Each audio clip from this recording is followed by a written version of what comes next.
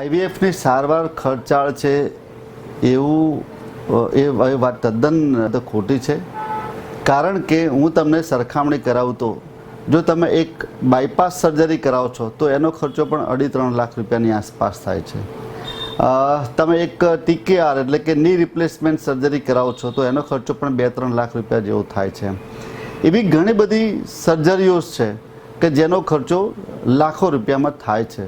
તે કેટલીક વખતે લોકોનામાં એવો ભ્રમ પેદા થાય છે કે આઈવીએફ એ એક ખૂબ ખર્ચાળ પદ્ધતિ છે, જ્યારે આઈવીએફનો ખર્ચો મોટે ભાગે સિટી વાઇઝ હોય છે.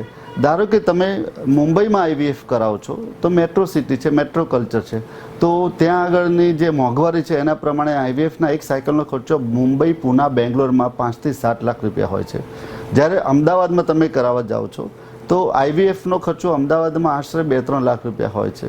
અને એ ડિપેન્ડ કરે છે કે સિટી એટલે કે મેટ્રો કલ્ચર શું છે, તેમના મેન્ટેનન્સ શું છે, અને એ પ્રમાણે આઈવીએફનો ચાર્જિસ હોય છે. જો તમે મહેસાણા અથવા ડીસા અથવા તો તમે આમાં કોઈ પણ જગ્યાએ તમે આઈવીએફની સારવાર કરાવો છો તો સામાન્ય રીતે એની સારવારનો ખર્ચો 1 લાખથી 1.5 લાખની વચ્ચે હોય છે. મારી દૃષ્ટિથી આ ખર્ચો એટલો બધો ખર્ચો નથી કે જેને આપણે બહુ જ ખર્ચાળ પદ્ધતિ છે એવું કહી શકીએ છીએ.